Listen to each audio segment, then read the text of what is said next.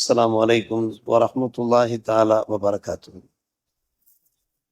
عن جابر رضي الله تعالى عنه أن رسول الله صلى الله عليه وسلم قال: إذا حدث رجل رجلا بحديث ثم التفت فهو أمانة. رواه Abu Dawood. Jabir ரலியல்லாஹு அன்ஹு அவர்கள் அறிவிப்பு செய்கிறார்கள், ஒருவர் இன்னொருவரிடத்துல ஒரு முக்கியமான செய்தியை சொல்லிவிட்டு திரும்பினார் என்றால் அது அமானிதமாக ஆகிவிடும் என்று சொன்னார். அவரிடத்தில் தான் அந்த முக்கியமான செய்தியை சொல்லியிருக்கிறார். ஒரு ரகசியமான செய்தியாக இருக்கும். ரகசியத்தை வெளியே பரப்பக்கூடாது. அந்த அமானிதத்தை பாதுகாக்க.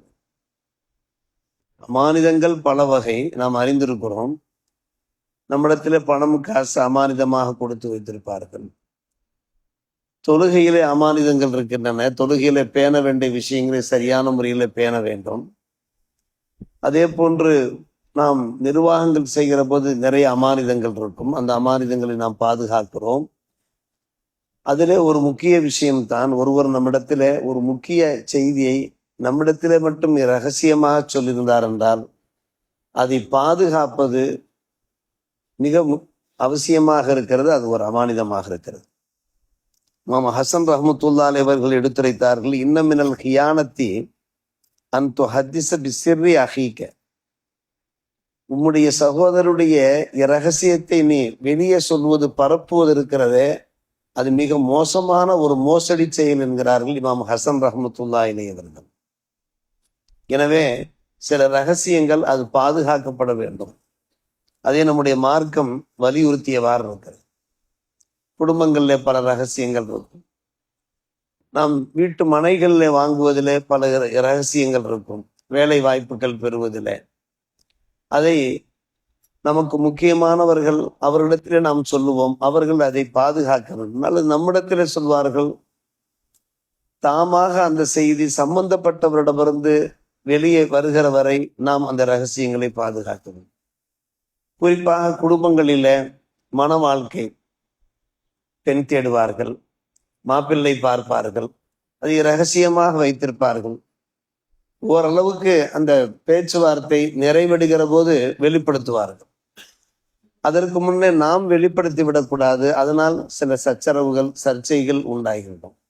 இப்படி ஒவ்வொன்றாக நாம் யோசித்து பார்க்கலாம். இதுவும் ஒரு அமானிதமாக இருக்கிறது. அதற்கு ஏற்றவாறு சில நிகழ்ச்சிகளை இங்கே நமக்கு எடுத்துரைக்கிறார்கள். ஒரு சுவையான நிகழ்ச்சியும் இருக்கிறது, ஒரு சோகமான நிகழ்ச்சியும் இருக்கிறது. சோகமான நிகழ்ச்சி என்ன? பெருமானார் ரசூலே கரீம் ஸல்லல்லாஹு அலைஹி வஸல்லம் அவர்கள் இறுதி தருவாயில் இருக்கிறார். அவர்கள் இன்னும் சில நாட்களிலே ஏக இறைவனை சென்றடைகிற ஒரு வாய்ப்பு. அன்னை ஆயிஷா ரலியல்லாஹு அன்ஹா அவர்கள் கூறுகிறார்கள், ஃபாத்திமா, பெருமானார் ரசூலே கரீம் ஸல்லல்லாஹு அலைஹி வஸல்லம் அன்பு மகள் ஃபாத்திமா தங்களுடைய அன்பு தந்தையை காண்பதற்காக வேண்டி என் வீட்டிற்கு வருகிறார்கள். ஐஷா அம்மா ரலியல்லாஹு அன்ஹா அவர்கள் கூறுகிறார்கள், நடந்து வரும்போது என்ன ஆச்சரியம், அவர்கள் நடை 100க்கு 100 பெருமானார் ரசூலே கரீம் ஸல்லல்லாஹு அலைஹி அவர்கள் நடந்து வருவது போன்றே இருந்தது. அவ்வளவு அழகான நடை. நடையை பார்த்து நமக்கு சந்தேகம் வந்துவிடும், நாயகம் வருகிறார்களா இல்லை நாயகத்தின் புதல்வி வருகிறார்களா என்று. அதை அவர்கள் வர்ணிக்கிறார்கள். பெருமானார் ரசூலே கரீம் ஸல்லல்லாஹு அலைஹி வஸல்லம் தன்னுடைய அன்பு மகளை பார்த்த போது மர்ஹபா மர்ஹபா என்று வரவழைத்து தம் அருகே அமர வைத்து ஒரு இரகசியத்தை காதிலே சொல்லிய போது நாம் கேள்விப்பட்ட ஒரு விஷயம்தான். இந்த இரகசியத்தை கேட்ட மாத்திரத்திலே கோவென அழ ஆரம்பித்து விடுகிறார்கள் ஃபாத்திமா ரலியல்லாஹு அன்ஹா அவர்கள். அந்த அழுகையின் ஊடே ஆயிஷா அம்மா அவர்கள் பதஷ்டப்படுவதை பார்த்த போது, கலங்கி கொண்டிருப்பதை பார்த்த நபிகள் நாயகம் ஸல்லல்லாஹு அலைஹி வஸல்லம் அவர்கள் மறுபடியும் அவர்களிடத்தில் ஒரு ரகசிய செய்தியை சொன்னார்கள். சிரித்து விட்டார்கள் ஃபாத்திமா. ஒரு சோகமான விஷயம், அதை சொல்லிய போது அழுகிறார்கள், பின்பு சிரிக்கிறார்கள். பின்பு ஆயிஷா அம்மா கேட்கிறார்கள், ஃபாத்திமா ரலியல்லாஹு அன்ஹா அவரிடத்திலே கேட்கிறார்கள், என்ன உங்களிடத்திலே மட்டும் நாங்கள் இத்தனை பேர் இருக்கிறோம், அவருடைய துணைவியர், எங்களிடத்திலே சொல்லாத ஒரு ரகசியத்தை உங்களிடத்திலே சொன்னார்களே காதோடு காதாக, என்ன விஷயம், நீங்கள் அழுதீர்களே என்று ஆயிஷா அம்மா அவர்கள் ஃபாத்திமா ரலியல்லாஹு அன்ஹா அவரிடத்தில் கேட்டபோது அவர்கள் சொல்லிவிட்டார்கள், மா குன்து லி உஃப்ஷி அலா ரசூலில்லாஹி ஸல்லல்லாஹு அலைஹி வஸல்லம். நாயகம் சொன்ன ரகசியத்தை நான் வெளியே சொல்ல மாட்டேன், அதை பரப்புவதற்கு எனக்கு அனுமதி இல்லை. பெருமானார் ஸல்லல்லாஹு அவர்கள் அல்லாஹுவை சென்று அடைந்து விட்டார்கள், வஃபாத்தாகி விட்டார்கள்.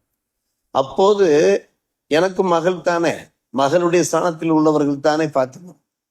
நான் உங்களிடத்திலே ஆணித்தரமாக கேட்கிறேன், சத்தியமிட்டு கேட்கிறேன், உங்களுக்கும் எனக்கும் நிறைய உரிமைகள் இருக்கின்றன, அந்த உரிமைகளை அடிப்படையாக வைத்து நான் கேட்கிறேன், நீங்கள் சொல்ல வேண்டும்.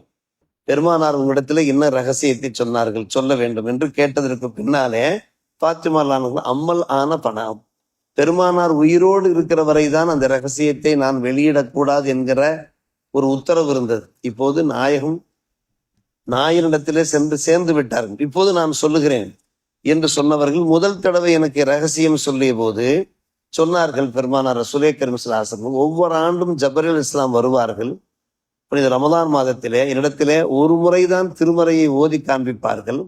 ஆனால் இவ்வாண்டு 2 முறை முழுமையாக இறைமறை திருமறையை அவர்கள் ஓதி காட்டிய காரணத்தினாலே இந்த ஆண்டு நான் இறந்து விட வாய்ப்பு இருக்கிறது, அல்லாஹ்விடத்திலே சென்று சேர்ந்து விட வாய்ப்பு இருக்கிறது, அது என்னுடைய தவணை முடிந்து விட்டதற்கான அடையாளமாக இருக்குமோ என்று நான் எண்ணுகிறேன் என்று சொன்ன போது என்னால் தாங்கிக் கொள்ள முடியவில்லை. என்னுடைய தந்தை என்னை விட்டும், என்னுடைய அப்பா என்னை விட்டும் அவர்கள் பிரிந்து விடுவார்கள் போட்டிருக்கிறதே, வஃபாத்தாகி விடுவார்கள் போட்டிருக்கிறதே என்கின்ற அந்த கவலையிலே நான் ஆள ஆரம்பித்து விட்டேன். ஆனால் அதற்கு பின்பு என்னை அழைத்து மறுபடியும் ஒரு ரகசியம் சொன்னார்கள்.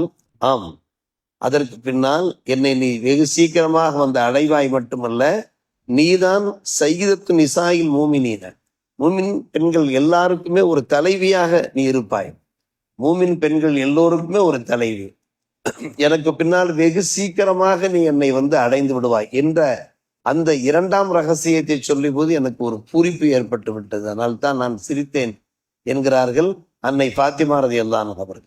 ஆக பெருமானார் உயிரோடு இருக்கிற வரை அந்த இரகசியத்தை பாதுகாக்கிறார்.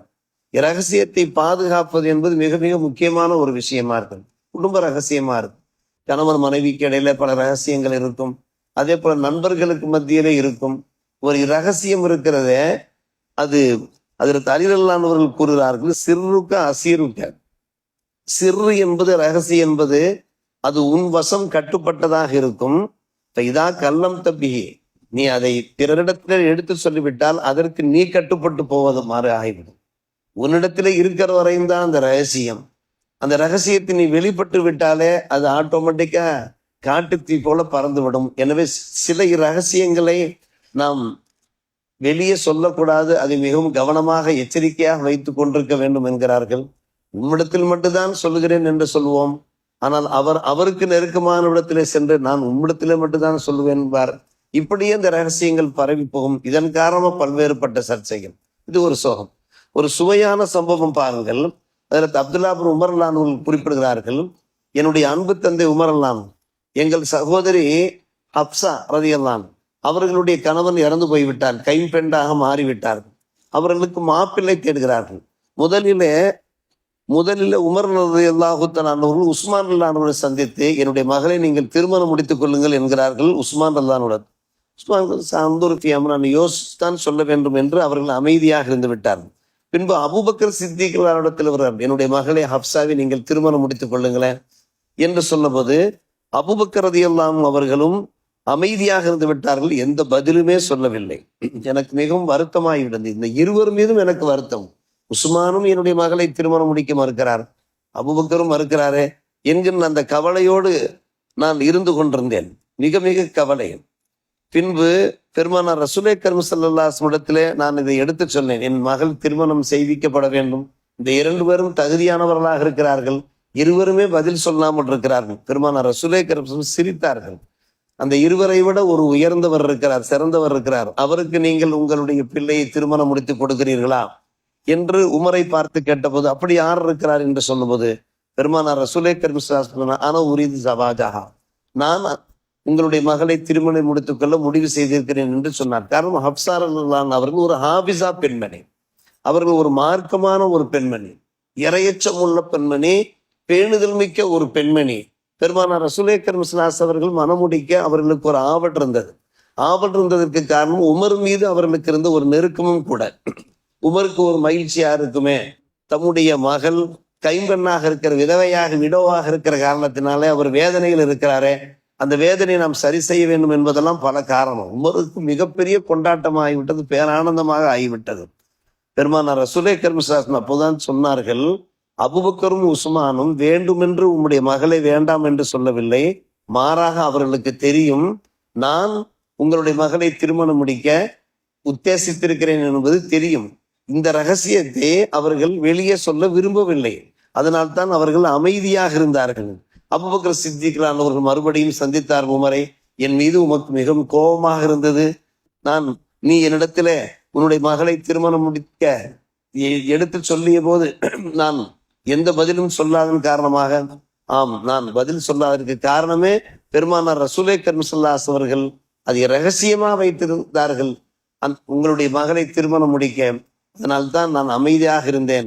எப்படி நான் ரகசியத்தை வெளிப்படுத்த முடியும் என்று இப்படி பல விஷயங்கள். அருமை பெருமக்களே, அது சோகமான சம்பவம், முதலாவது சம்பவம். இது ஒரு சுவையான சம்பவம், ஒரு மகிழ்ச்சிக்குரிய ஒரு சம்பவம் தானே. ஒரு சிறந்த மாப்பிள்ளைக்கு நம்முடைய பிள்ளை அமைகிறார் என்றால் ஒவ்வொரு குடும்பத்தினரும் ஒவ்வொரு பெற்றோரும் சந்தோஷப்படுவார்களா இல்லையா? எவ்வளவு கஷ்டங்களுக்கு ஆளாகி கொண்டிருக்கிறார்கள் பல குடும்பங்களிலே. கண்ட மாப்பிள்ளைகளுக்கு பெண்களை கொடுத்து விட்டு ஒரு நல்ல மாப்பிள்ளைகளுக்கு கொடுத்து அந்த மன வாழ்க்கை சிறப்பாக அமைகிற போது பெற்றோருக்கு எவ்வளவு மகிழ்ச்சிகரமாக இருக்கும். அதெல்லாம் மகிழ்ச்சியான சம்பவம் என்று இங்கே பதிவு செய்கிறார்கள்.